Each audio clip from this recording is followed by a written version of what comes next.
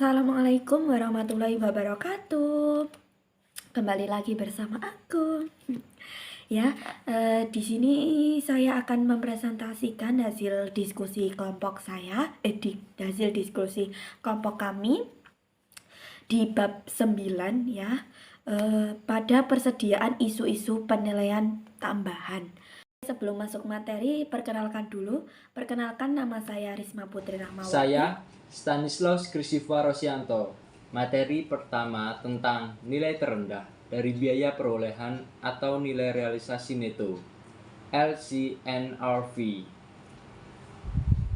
Pencatatan persediaan dicatat berdasarkan biaya yang digunakan untuk persediaan tersebut. Akan tetapi, biasanya persediaan mengalami penurunan nilai karena kerusakan, keusangan, penurunan harga, dan lain-lain yang menyebabkan nilai persediaan juga diturunkan. Oleh karena itu, persediaan dilaporkan pada biaya atau nilai terendah atau nilai realisasi bersih. Nilai realisasi neto NRV merupakan estimasi harga jual dalam keadaan bisnis normal dikurangi dengan estimasi biaya penyelesaian dan estimasi biaya untuk melakukan penjualan yang dapat diprediksi secara layak. Jumlah tersebut dikurangi dengan margin laba normal untuk mendapatkan nilai realisasi bersih dikurangi margin laba normal. Oke, masuk lagi di metode penerapan LCNRV. Nah, dalam kebanyakan situasi, perusahaan menghargakan persediaan pada item dengan dasar item. Dalam aturan beberapa pajak negara, menyarankan perusahaan menggunakan dasar item pendekatan per setiap item. Ada juga perusahaan tidak menggunakan dasar per item atau setiap item. Ketika perusahaan menggunakan dasar item per item akan memberikan nilai terendah untuk tujuan laporan posisi keuangan. Metode manapun yang dipilih perusahaan harus menerapkan metode tersebut dengan konsisten secara konsisten dari satu periode ke periode lainnya. Mencatat nilai realisasi neto bukan biaya perolehan. Salah satu dari dua metode dapat digunakan untuk mencatat dampak pendapatan dari penilaian persediaan pada nilai realisasi neto. Salah satu metode disebut sebagai metode beban pokok penjualan. Mendebit beban pokok penjualan untuk menurunkan nilai persediaan ke nilai realisasi neto. Akibatnya, perusahaan tidak melaporkan kerugian dalam laporan laba rugi karena beban pokok penjualan sudah termasuk dalam kerugian. Metode kedua disebut sebagai metode kerugian atau loss method. Mendebit akun kerugian untuk menurunkan nilai persediaan ke nilai realisasi neto. Mencatat nilai realisasi neto bukan biaya perolehan. Di situ ada ilustrasinya ya. Kita masuk di beban pokok penjualan itu sebelum disesuaikan ke NRV atau nilai realisasi neto itu sebesar 108.000. Setelah kita identifikasi pada persediaan akhir berdasarkan biaya itu 82.000 dan persediaan akhir pada NRV itu sebesar 70.000. Maka berarti kita pilih persediaan akhir berdasarkan NRV itu 70.000 dan kita lihat ada penurunan pada nilai bersih pada biaya persediaan akhir biaya itu jadi 82.000 dikurangi 70.000 maka nilai biaya bersihnya sebesar 12.000. Maka pencatatan kerugian yang ditimbulkan karena penurunan nilai realisasi bersih bisa dicatat dengan dua metode, yaitu ada metode kerugian dan ada juga metode beban pokok penjualan. Masuk ke metode kerugian, kerugian akibat penurunan itu 12.000 sehingga mengurangi nilai persediaan 12.000. Dan metode beban pokok penjualan itu kos barang penjual, salah ketik, itu sebenarnya beban pokok penjualan itu 12.000 dan juga mengurangi persediaan 12.000. Oke, lanjut pada penggunaan penyisihan ya. Pada umumnya perusahaan memilih menggunakan akun penyisihan daripada mengkredit akun persediaan untuk penyesuaian NRV. Biasanya akun penyisihan untuk mengurangi persediaan menjadi NRV dengan menggunakan akun penyisihan metode kerugian. Untuk perusahaan yang tadi mencatat jurnal penurunan nilai realisasi bersih, jadi penurunannya di debit sebesar 12.000. Maka penyisihan untuk mengurangi persediaan di kredit sebesar 12.000. Oleh karena itu nantinya pada persediaan biaya kan tadi sebesar 82.000. Jadi penyisihan untuk mengurangi persediaan menjadi NRV itu 12.000. Maka hasilnya 70.000 itu persediaan pada nilai realisasi bersih. Apabila ada pemulihan pada itu kerugian persediaan. Yang pertama itu jumlah yang dihapus bukukan dibalik. Yang kedua, pembalikan terbatas pada jumlah awal yang dihapus bukukan. Jumlahnya itu tidak boleh melebihi jumlah awal. Asumsikan itu dari contoh Ricardo tadi yang di depan slide sebelumnya kan. Misalnya nilai realisasi bersih meningkat menjadi 74.000. Maka peningkatannya itu kan 4.000. Jadi Ricardo menggunakan metode, pencatatan jurnalnya seperti ini menggunakan metode kerugian. Penyisihan untuk mengurangi persediaan NRV sebesar 4.000 itu di debit dan kreditnya itu pemulihan kerugian persediaan. Evaluasi peraturan LCNRV atau evaluasi dari aturan LCNRV. Aturan LCNRV memiliki beberapa kekurangan secara konseptual.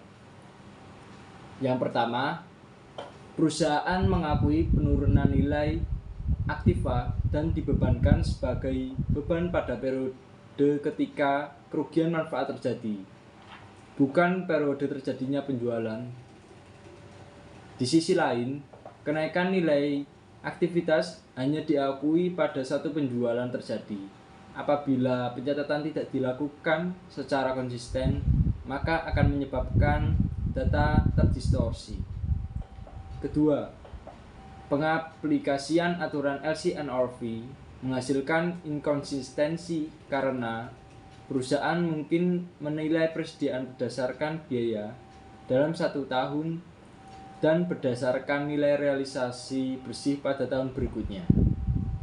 Ketiga, LCNRV menilai persediaan dalam neraca secara konservatif, tetapi dampaknya terhadap laporan laba rugi mungkin saja atau bahkan tidak bersifat konservatif.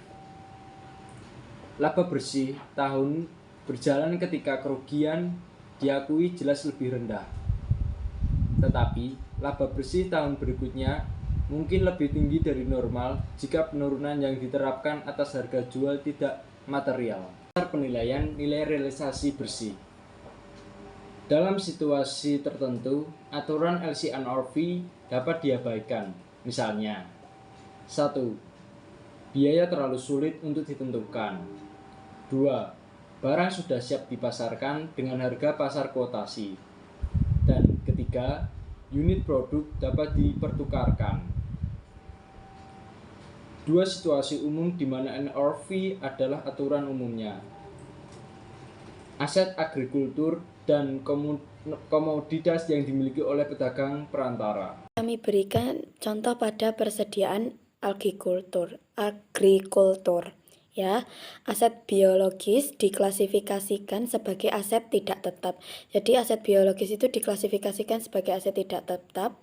Jadi contohnya itu adalah hewan, tumbuhan yang hidup seperti domba, sapi, pohon, buah-buahan, atau tanaman kapas. Aset biologis diukur pada pengakuan awal dan pada setiap akhir periode pelaporan dihitung dengan mengurangi biaya penjualan dari nilai wajar atau NRV. Perusahaan mencatat keuntungan atau kerugian karena perubahan ya NRV aset biologis pendapatan ketika terjadi. Masuk pada itu produk atau hasil biologis. Jadi ini produk yang dipanen dari aset biologis. Misalnya tadi kan ada domba. Domba kan produk hasil agrikulturnya jadi benang wol, dan sapi perah produk hasil agrikulturnya jadi itu susu, dan seterusnya. Produk agrikultur diukur dengan nilai wajar dikurangi biaya untuk menjual pada waktu panen. Setelah dipanen, NRV menjadi biaya. Oke, masuk lagi di ilustrasi itu. Ilustrasi Bancroft Daily memproduksi susu untuk dijual ke pasar untuk pembuat jurnal. Ini diasumsikan seperti itu ya. Bancroft memulai operasi pada tanggal 1 Januari 2019 dengan membeli 420 sapi perah dengan harga sapi perah itu 460 harga perolehan ya. Bancroft memiliki informasi sebagai berikut itu sapi perah. Jadi sapi perah tadi yang didapatkan seharga 460. Jadi nilai tercatat pada tanggal per 1 Januari itu jadi 460 ya. Jadi waktu perubahan nilai wajar itu kan ada perubahan harga, itu naik sebesar harga 35.000. Dan ketika panen itu nilai wajarnya ada penurunan nilai wajar. Jadi ada penurunan nilai wajar itu sebesar 1.200. Maka pertumbuhan nilai yang tercatat itu sebesar 33.800. Jadi nilai tercatat pada per 31 Januari 2019 itu hasilnya 493.800. Dan susu yang dipanen selama Januari itu sebesar 36.000. Itu nilai yang tercatat diukur itu dari mana? Itu diukur pada nilai wajar dikurangi biaya untuk menjual, nilai realisasi neto, nilai wajar pemerahan susu sapi ditentukan berdasarkan harga pasar ternak yang berusia berketurunan dan bergenetik yang sama. Jadi itu ditentukan pada harga pasar tersebut, harga pasar lokal tersebut. Oke. Pada atas informasi tersebut di atas tadi, Bancroft mencatat jurnal perubahan nilai yang terbawa sapi perah sebagai berikut. Bertambahnya aset biologi sapi perah dan mencatat kerugian atau keuntungan yang belum terrealisasi atau laba pendapatan diakui pada pendapatan sebesar 33.800. Oke, pada aset biologi sapi perah itu dilaporkan pada posisi keuangan sebagai aset tidak lancar. Pada harga wajar dikurangi biaya untuk menjual nilai realisasi bersihnya. 33.800 itu tadi kan pendapatan laba. Itu akan dilaporkan pada laporan laba rugi sebagai pendapatan dan beban lain-lain. Bancroft kemudian membuat jurnal mencatat susu perah selama Januari sebagai berikut. Jadi persediaan 36.000, jadi persediaan itu susu yang dihasilkan itu sebesar 36.000 dan keuntungan atau kerugian belum terrealisasi atau dalam hal ini laba sebesar 36.000 kredit ya. Jadi susu yang dihasilkan tadi bila dijual ke penjual keju lokal seharga 38.500, Bancroft perusahaan ini akan mencatat jurnal sebagai berikut. Kasnya 38.500 apabila penjualan ini secara tunai dan kreditnya pendapatan penjualan. dan persediaan awal di kredit sebesar 36.000 dan harga debitnya, harga pokok penjualan tadi sebesar juga 36.000. Komoditas broker trader. Umumnya, mereka mengukur persediaan pada nilai wajar dikurangi biaya penjualan atau nilai realisasi neto. Dengan perubahan nilai realisasi neto, akan diakui laporan laba rugi pada periode saat perubahan terjadi. Tujuan utama pemilikan persediaan ini adalah untuk menjual komoditas dalam waktu dekat dan menghasilkan keuntungan dari fluktuasi harga.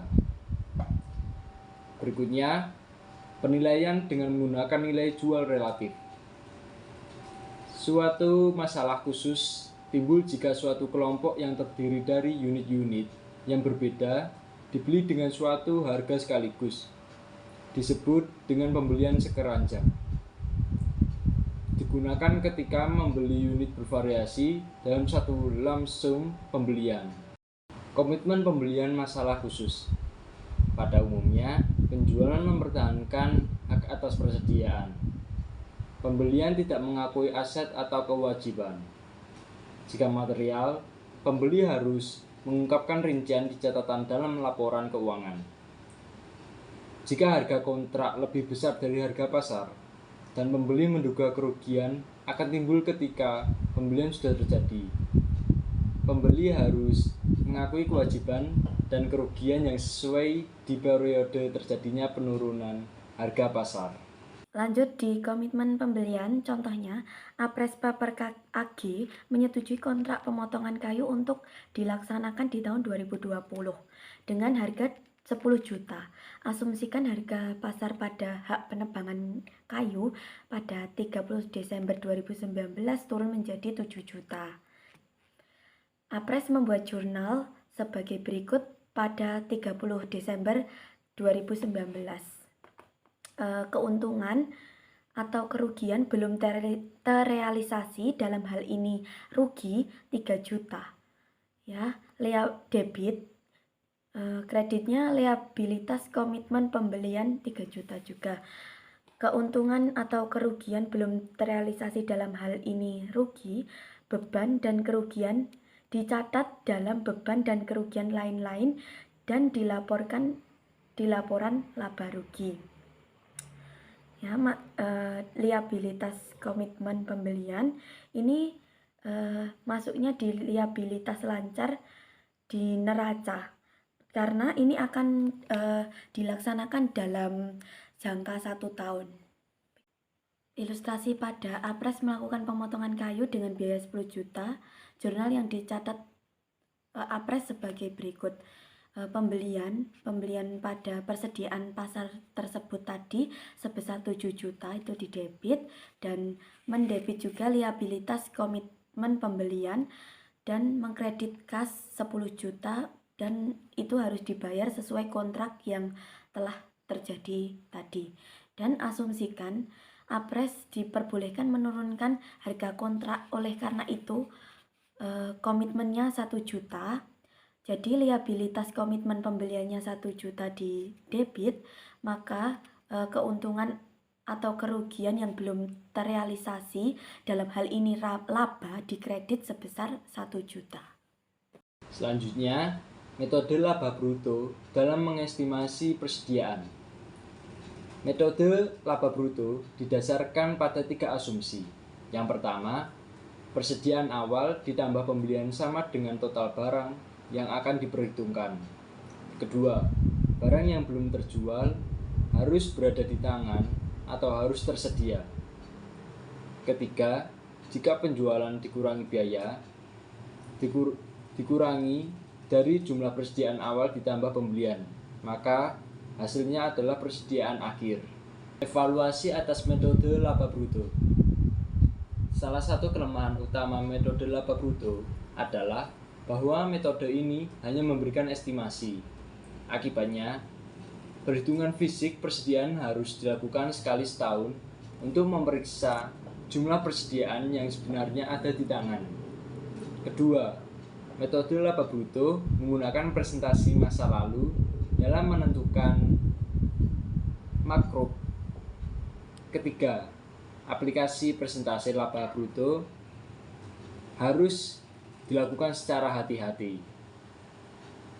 Metode laba bruto biasanya tidak dapat diterima untuk tujuan pelaporan keuangan karena hanya menyediakan estimasi.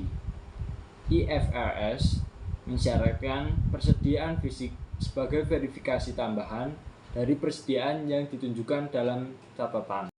Metode persediaan retail. Metode ini digunakan oleh perusahaan retail untuk mengkompilasi persediaan pada harga retail. Perusahaan retail dapat menggunakan formula untuk mengonversi harga retail menjadi biaya. Perusahaan retail harus memiliki catatan atas. 1. Total biaya dan nilai retail dari barang tersedia untuk dijual. 2. Penjualan selama periode. Dan ketiga, total biaya dan nilai retail dari barang yang dibeli. Item khusus terkait dengan metode retail ada biaya angkut, retur pembelian, diskon pembelian dan potongan harga, transfer masuk, kekurangan biasa, kekurangan tidak biasa, dan diskon karyawan. Evaluasi metode persediaan retail digunakan dengan sebagai berikut. 1. Untuk memperbolehkan pencatatan laba bersih tanpa melakukan perhitungan fisik persediaan. Kedua, tindakan pengendalian dalam menentukan kekurangan persediaan.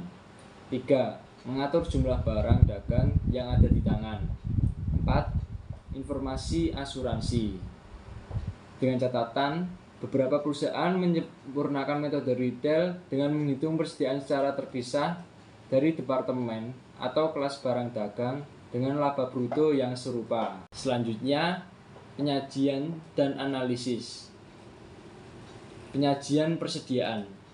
Standar akuntansi mengharuskan pengungkapan 1. Kebijakan akuntansi yang dipakai dalam mengukur persediaan, termasuk formula biaya yang digunakan. 2. Total nilai terbawa persediaan dan nilai terbawa diklasifikasi, termasuk barang dagang, perlengkapan produksi, bahan baku, barang dalam proses, dan barang jadi. 3. Nilai terbawa persediaan yang dicatat pada nilai wajar dikurangi biaya penjualan. 4. Jumlah persediaan yang diakui sebagai beban selama periode. Jumlah setiap penurunan nilai persediaan yang diakui sebagai beban dalam periode bersangkutan, dan jumlah setiap pembalikan dari penurunan nilai yang diakui sebagai pengurang beban pada periode bersangkutan. 6. Keadaan atau peristiwa yang menyebabkan adanya pembalikan penurunan nilai persediaan. Yang terakhir, nilai terbawa persediaan yang dijadikan sebagai jaminan atas liabilitas jika ada.